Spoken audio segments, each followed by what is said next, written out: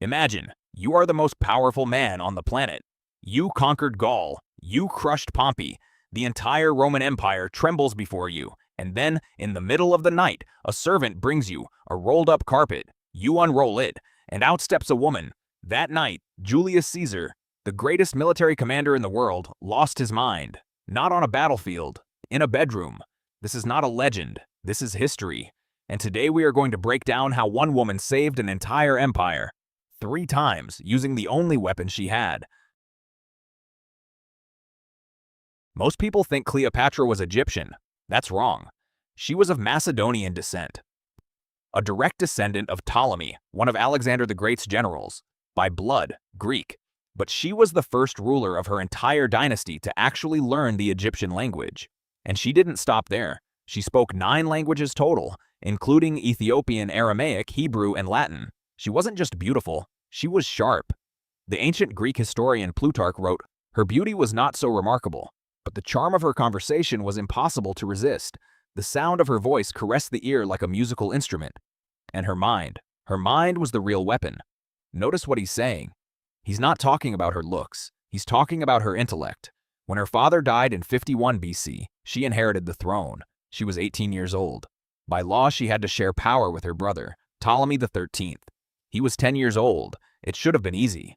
But the royal court advisors saw an opportunity in the little boy. They launched a coup against her, and Cleopatra, alone, fled into the desert. Egypt was gone. No army, no allies, no options. Only one thing left.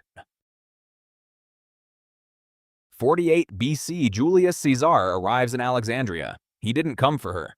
He came for Pompey, his political rival. But Pompey was already dead. The Egyptians had killed him and delivered his head to Caesar as a gift. Caesar, according to historical accounts, wept. An execution without trial was an insult to Roman justice. Cleopatra was watching from the desert. She saw her window. She couldn't enter the palace. Her brother's guards would kill her on sight. So she did something that no one expected. She bribed a Sicilian merchant named Apollodorus. She ordered him to wrap her inside a large linen sack, some sources say a carpet, and carry her directly into Caesar's private chambers. She was unrolled at his feet. Plutarch wrote that Caesar was immediately captivated, not just by her appearance, but by her boldness, her nerve, her audacity. She spoke to him in perfect Latin. She made him laugh. She made him feel like an equal, not a conqueror. By morning, everything had changed. Caesar declared himself her protector. He went to war against her own brother, on her behalf. He defeated Ptolemy XIII's forces. Ptolemy drowned in the Nile trying to flee, and Cleopatra, the woman who had nothing, was back on the throne, but she wasn't finished.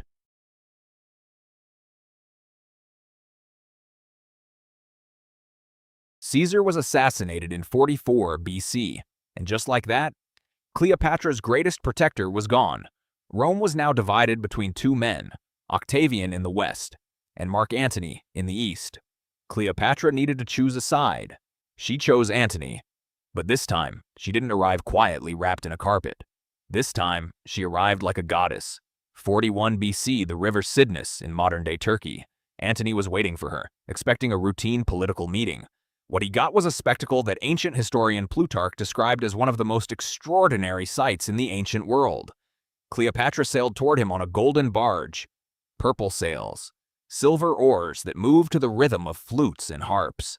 Her attendants were dressed as sea nymphs and cupids, and she sat at the center, dressed as the goddess Isis herself. The entire crowd on the riverbank abandoned Antony and ran to watch her arrive. Antony sat alone, completely alone. He sent a messenger inviting her to dinner. She refused, and instead invited him to dine on her ship. He came. Plutarch wrote that the banquet was so extraordinary, the food, the wine, the atmosphere, that Antony felt like a simple soldier in comparison. She made the most powerful military commander in the Roman world feel small. And then, she made him feel like a king. Antony never recovered.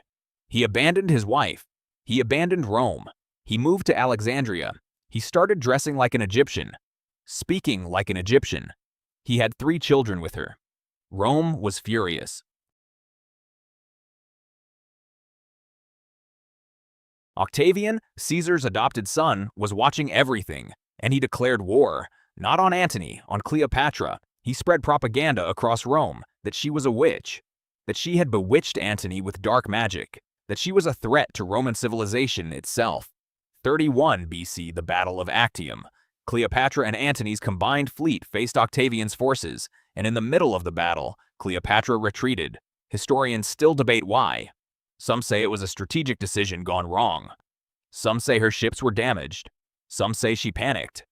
Antony, seeing her ships turn, followed her. He abandoned his entire fleet. They had lost everything. Antony received false news that Cleopatra was already dead. He fell on his own sword. He was brought to her, still alive, barely breathing. She held him as he died. Then she was captured by Octavian. Octavian needed her alive. He wanted to parade her through Rome in chains as proof of his victory.